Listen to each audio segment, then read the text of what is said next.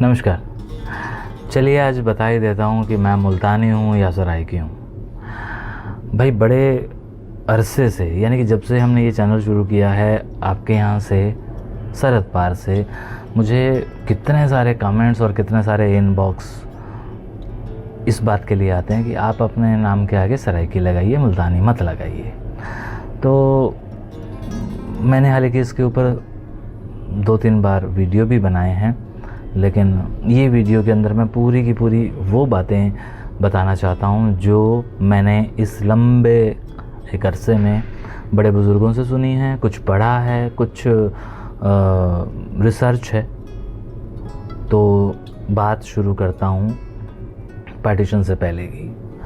Partition से पहले हमारा सारा एक जो ये इलाका था मुल्तान वाला स्पेशली, यहाँ हम लोग रहा करते थे। हम लोग मतलब हमारे आसपास के जितने भी लोग थे, इवन ये जंग और खाने वाली, ये सारा भी कभी ना कभी मुल्तान के अंदर आता था।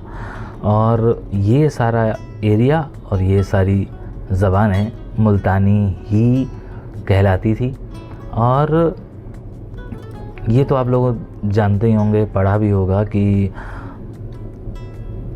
बाबा नानक, बाबा फरीद और बाबा बुल्ले शाह, इन दिनों की ये ज़बानें हैं बहुत ही उस वक्त से, जब से शायद वो एरिया पनपा है और जब जब इनके अवतार हुए हैं और जब जब इन लोगों ने कुछ लिखा है तो इस ज़बान में लिखा है जिसे मुल्तानी कहा जाता है। अब बात आ जाती है 47 पे। तो 47 से पहले वाले जो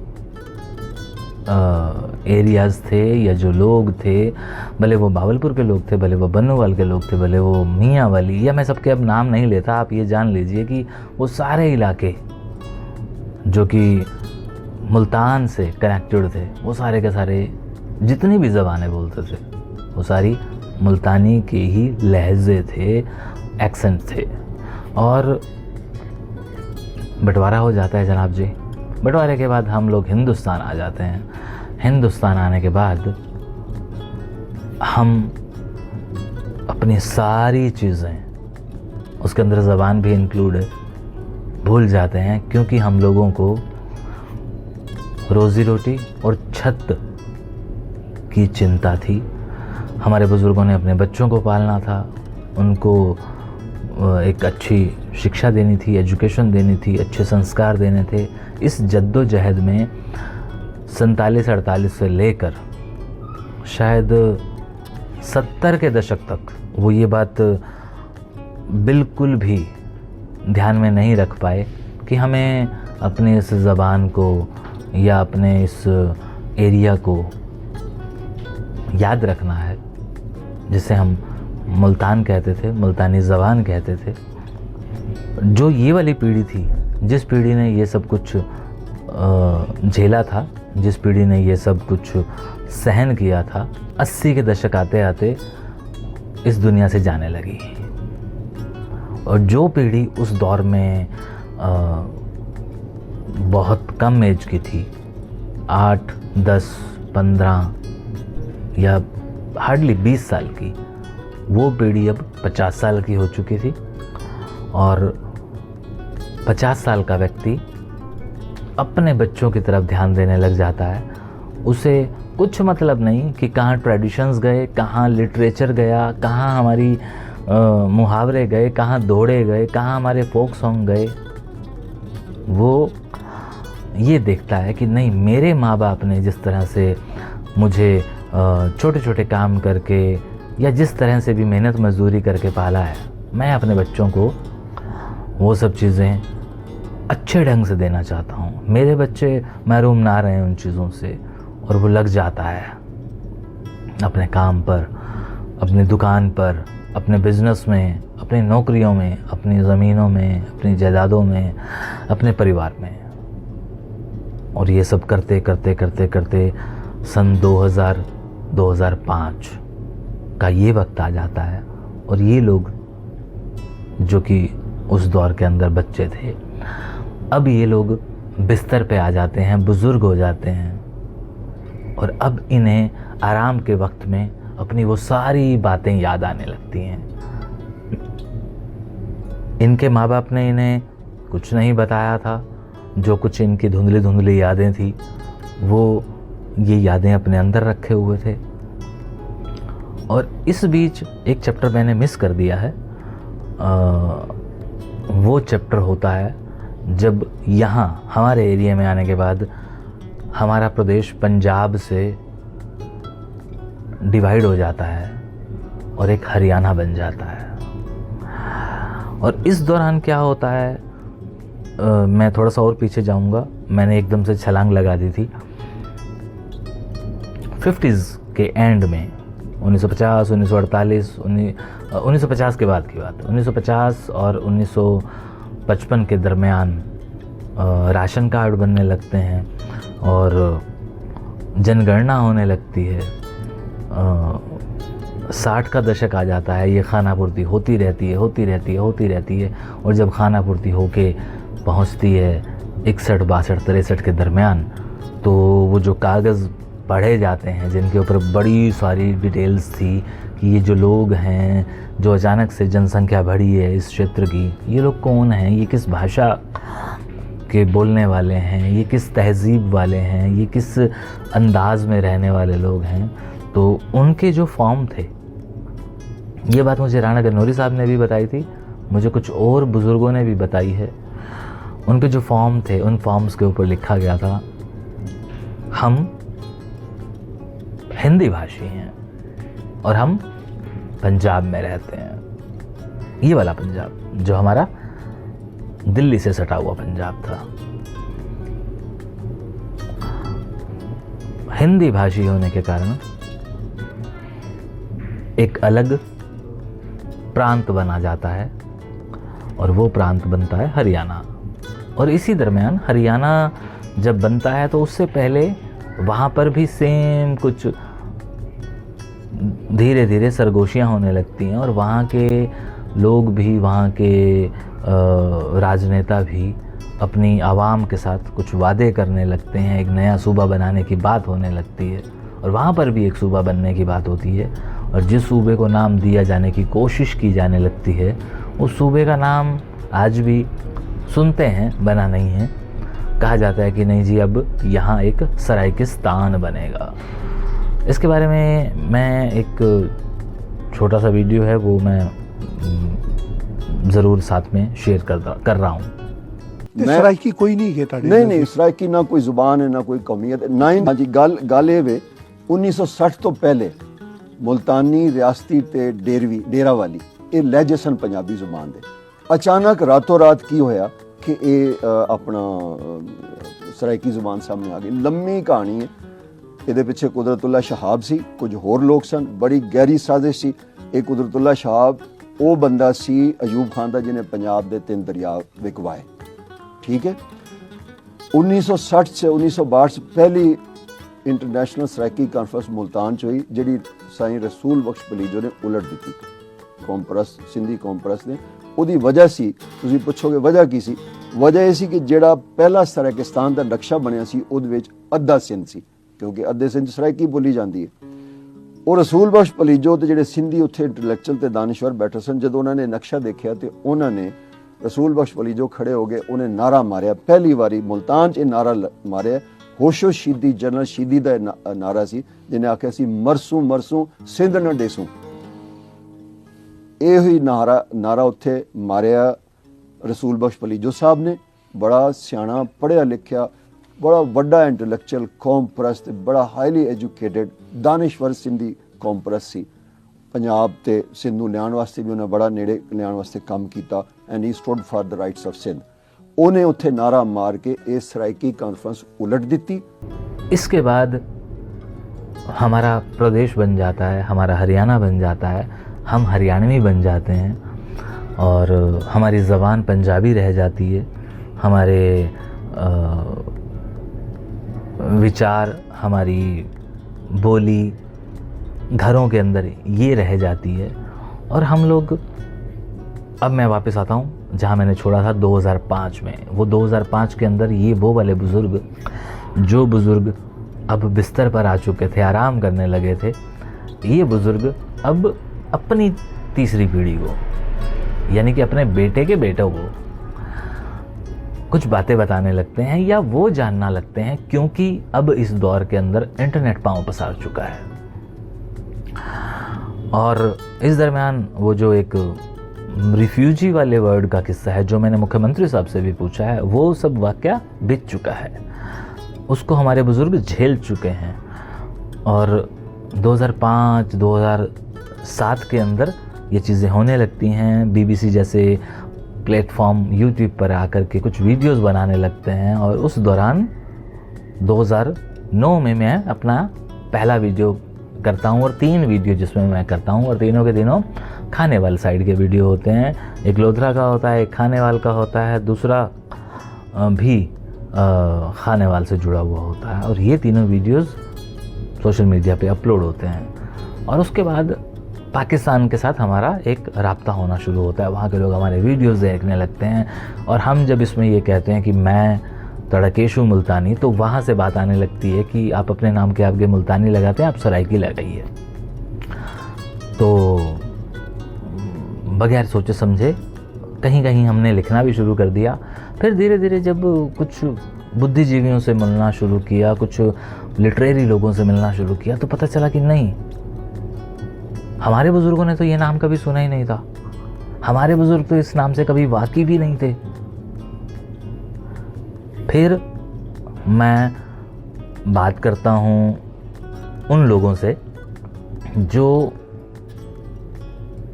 उस दौर के अंदर अच्छे खासे शायर थे, जिनके नाम अगर लिए जाएं तो सबसे पहले सबसे बड़े उदय भानुवंश जी, जो कोटद्दू से हैं, सब लोग जानते हैं। मैं उनके साथ एक अच्छा खासा वक्त बिता चुका हूँ, उनके बारे में एक कमर्शियल डॉक्यूमेंट्री भी कर चुका हूँ। सोशली मैंने उनके साथ बड़े सारे वीडियोस किए हुए हैं जो यूट्यूब पर ऑलरेडी हैं।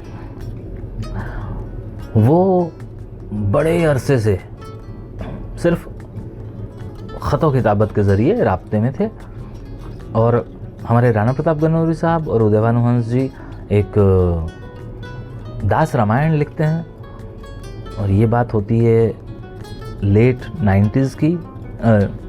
2000 आने वाला होता है, आ चुका होता है, और 2000 पाँव ही पसारता है कि उनकी किताब आती है, और उसके अंदर उन्होंने कहीं एक जगह सराइकी वर्ड लिखा है। और उसका कारण जो सबसे बड़ा है, अब ये बात ध्यान से सुनिएगा, जो लोग पढ़े लिखे नहीं थे या जिन लोगों को कोई भी इस बात से कोई लेना देना नहीं था, वो सारे लोगों ने भूल गए कि ये ज़बान कौन सी थी, क्या थी, उनको इस बात से कोई लेना देना नहीं था। लेकिन जो लोग किताबों से जुड़े हुए थे, कलम से जुड़े हुए थे, एजुकेशन से जुड़े हुए थे, उनके कहीं ना कहीं राब्ते थे, और वहाँ से जब उनको चिट्ठी आती थी या यहाँ से जब वो चिट्ठी भेजते थे, तो उन चिट्ठियों के अंदर इस बात का जिक्र ज़रूर होता था कि हम सराइकी सूबा हमारे यहाँ बनना जा रहा है, हमारी ज़बान को सराइकी कहा जाता है। ये जो ज़बान आप धीरे धीरे ये सराइकी शब्द हमारे बुज़ुर्गों के, उन बुज़ुर्गों के जो राब्ते में थे, उनके अंदर भले ही डॉक्टर महेंद्र प्रताप चांद साहब थे, उनके अंदर भले ही हमारे गोपीचंद नारंग साहब थे, उनके अंदर भले ही हमारे बत्रा साहब थे, या उनके अंदर हमारे बाकी जितने भी लोग थे, ये लोग बगैर सोचे समझे उन्हीं के नक्शे कदम पर उस नाम के आगे सराइकी लिखना शुरू कर देते हैं, और ये बोली, ये भाषा यहाँ पर ऐसे चलने लगती है। और फिर मेरे संपर्क में जब ये सारे बुज़ुर्ग आते हैं, तो मैं 1 बाय 1 इन सब से जब ये सवाल करता हूँ, तो फिर वो कहते हैं, इस बात को कबूल करते हैं कि हाँ, ये लफ्ज़ हमारे बुज़ुर्ग नहीं लाए थे, इस लफ्ज़ से तो हम बिल्कुल ना वाकिफ़ थे। तो मैं फिर पुख्ता हो जाता हूँ कि नहीं, मैं भला अपने नाम के आगे क्यों लगाऊँ, मैं तो मुल्तान से आए हुए परिवार का बच्चा हूँ ना। तो हम लोग अपने नाम के आगे मुल्तानी लगाने लगते हैं, और फिर धीरे धीरे मेरे साथ बड़े सारे लोग जुड़ने लगते हैं, वो मुझे एक्सप्लेन करने लगते हैं, वो अपनी जगह बिल्कुल ठीक हैं, हम उनके जज्बातों की कद्र करते हैं। लेकिन कहीं ना कहीं यहाँ के लोग ये भूल जाते हैं कि भाई हिंदुस्तान के अंदर हम लोग जब बैठे हैं, तो उस प्रदेश का नाम तो यहाँ पर है ही नहीं, क्योंकि वो तो प्रदेश ही नहीं है फ़िलहाल, क्योंकि सराइकिस्तान नाम का तो अभी कोई सूबा है ही नहीं ना। तो फिर वो ज़बान वहाँ पर ये क्यों?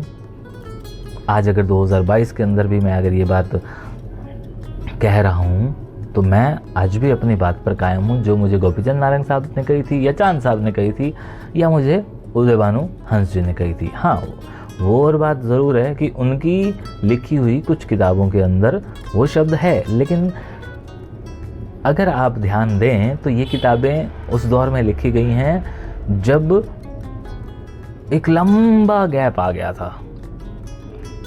50 से लेके 90 के बीच में वो किताबें नहीं लिखी गई हैं, या 80 के बीच में वो किताबें नहीं लिखी गई हैं। अगर ये किताबें लिखी गई हैं तो 80 के बाद लिखी गई हैं। और वो भी कब? जब हमारे ये सारे राइटर जिनके मैंने अभी नाम लिए हैं, ये सारे अपना छोड़ा हुआ पैतृक गांव देख के आ चुके थे, और आने के बाद उन्हें क्लियर हो गया था कि ये ज़बान वहाँ पे मुल्तानी नाम से नहीं जानी जाती है, ये तो वहाँ पे सराय के नाम से जानी जाती है। तो उन्होंने इस ज़बान को बड़े अच्छे से उनके हिसाब से उस लफ्ज़ को लिखा, और फिर ये यहाँ वाले लोगों ने जब पढ़ा तो उन्हें लगा कि हाँ, ये तो हमारे बुज़ुर्ग हैं, ये सही कह रहे हैं।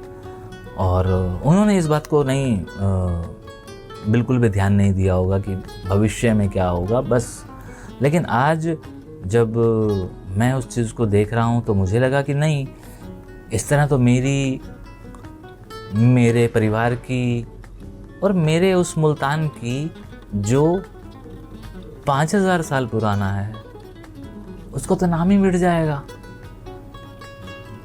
तो मैं नहीं चाहता कि उस प्रहलाद नगरी का नाम मिटे, इसीलिए मैं अपने नाम के आगे मुल्तानी लगाता हूँ, मुल्तान का बताता हूँ। और मेरा क्योंकि सराइकिस्तान से तो कोई लेना देना नहीं है, मैं अपने सूबे में बैठा हूँ, हरियाणा प्रदेश में रहता हूँ, हरियाणा वासी हूँ, तो फिर मैं अपने नाम के आगे सराय की वर्ड क्यों लगाऊँ? अब आप कहेंगे कि यार फिर तुम मुल्तानी क्यों लगाते हो?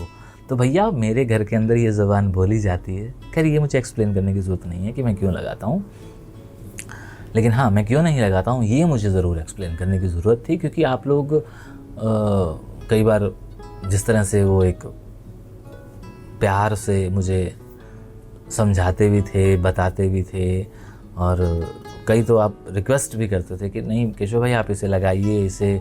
तो जनाब बिल्कुल, अगर मैं पाकिस्तान में रहता होता या मेरा पाकिस्तान से कोई उस तरह से कोई कनेक्शन होता तो मैं ज़रूर इस ज़बान को वो लगाता, लेकिन नहीं, मैं तो हिंदुस्तान में रहता हूँ, और मेरे हिंदुस्तान के अंदर कम से कम आप वाले सराइकिस्तान से कोई व्यक्ति नहीं आया है। जितने भी लोग थे वो उस मुल्तान वाले इलाके से आए हैं, बुज़ुर्ग जितने भी आए हैं, और वो तो हमारा वो आबाई वतन था उस दौर में। तो ये एक बहुत बड़ा रीज़न है। मैं नहीं चाहता कि हमारी पहचान लुप्त हो जाए, हमारी पहचान मर जाए, या मैं एक नई चीज़ को हवा दूं, मैं बिल्कुल नहीं चाहता। तो मैं तो यहाँ पे जो इंडिया में लोग रहते हैं या जो मुझसे पूछते हैं, तो मैं उन्हें सेम चीज़ कई बार एक्सप्लेन कर चुका हूँ, करता रहता हूँ और करता भी रहूँगा, क्योंकि ये मेरा ज़ाती मामला है, ज़ाती मसला है। तो मेरा ये रीज़न है। अब आप ये देखें, जो लोग इस नाम के आगे लिखते हैं वो अब आप सोचें कि आप क्यों लिखते हैं, ये आप लोगों का है। लेकिन जिन लोगों ने मुझे ये वीडियो बनाने पे मजबूर किया है, उनका बहुत बहुत शुक्रिया, तहे दिल से शुक्रिया, क्योंकि मुझे लगता है कि अब इसके बारे में अब अगर कोई वीडियो बनेगा तो फिर वो कई लोग बैठेंगे जो एक डिबेट करेंगे, ज़िरा करेंगे। वो करने के लिए मैं तैयार हूँ, बशर्ते लोग आमने सामने बैठे हों। वो ऑनलाइन वाला वो सब नहीं होना चाहिए। और करना भी मैं यहीं के लोगों से चाहता हूँ, क्योंकि यहीं के लोग ही तो मेरे आमने सामने बैठेंगे, और यहीं के लोग ही तो हैं जो मुझे वो कह देते हैं कि नहीं। क्योंकि हमारे यहाँ पर भी बड़े सारे लोग हैं जो इसके आगे लगाते हैं, और मेरी कई बार उनके साथ इस बारे में बात भी हुई है। तो वो कहते हैं कि नहीं, हम तो इसलिए लगाते हैं, उसलिए लगाते हैं। तो भैया मैं नहीं लगाता हूँ, और मैं ज़िंदगी में कभी नहीं लगाऊंगा। और अगर कहीं मेरे वीडियोस में है तो वो जाने अनजाने में हो गया था, और उस पर भी कोशिश की जाएगी कि हाँ ठीक कर दिया जाएगा। लेकिन ये ज़रूर है कि हाँ, हमारा उस गाचनी मिट्टी से, गाची से वास्ता है, ज़बान से वास्ता है, लेकिन उस ज़बान से जो हमारे बुज़ुर्ग यहाँ लाए थे, जिस ज़बान को हम मुल्तानी कहते हैं या भावलपुरी कहते हैं या मियाँ वाली कहते हैं या बन्नो वाली कहते हैं, जो भी है वो सारी ज़बानों से वास्ता है। लेकिन ये जो आप सराइकी कहते हैं, जिस लफ्ज़ को कहते हैं, उस लफ्ज़ से हमारा कोई वास्ता नहीं है, लेकिन उस ज़बान से वास्ता है। That's it. मैं और इसे बहुत ज़्यादा खुल के और मुझे नहीं लगता मैं एक्सप्लेन कर सकता हूँ, मैंने कर दिया है। अब इसको कोई आदमी किस तरह से लेगा वो ले, मुझे कोई भी किसी आदमी को किसी भी तरह की कोई सफाई देने की ज़रूरत नहीं है। और लेकिन ये ज़रूर बताना चाहता था कि मैं क्यों नहीं लगाता हूँ। ठीक है जी। और आपका मुल्तान और हमारा मुल्तान एक ही है, बस वो लोग चले गए हैं जो उस मुल्तान को बहुत याद करते थे। हम कहाँ याद करते हैं, हम तो बस इतना सा याद करते हैं, लेकिन जो याद करते थे ना असल में, वो चले गए। अब तो हम थोड़ा सा एक दूसरे को देख देख के याद करने लग गए हैं कि अरे वो कर रहा है, हम भी कर लेते हैं, अरे वहाँ ऐसा हुआ, हमारा भी तो था। तो वो एक है। लेकिन जो दिल से वाकई में याद करते थे ना लोग, जिनकी कहानियाँ सुन सुन के हम लोग बड़े हुए हैं, यानी कि हमारे दादा दादी, नाना नानी, वो लोग इस दुनिया से चले गए जिनकी आखिरी ख्वाहिशें थी। उन्होंने तो हमें इस ज़बान की गुट्टी पिलाई थी, उन्होंने तो हमें बताया कि ये मुल्तानी ज़बान थी। तो फिर भला हम उस ज़बान का नाम क्यों कर बदल सकते हैं, कैसे बदल सकते हैं? नहीं बदल सकते। हिंदुस्तान के अंदर ये ज़बान हमेशा से मुल्तानी थी, मुल्तानी है, और मेरे ख्याल से मुल्तानी ही रहेगी। और जहाँ नहीं है वो उनकी मर्ज़ी है। शुक्रिया।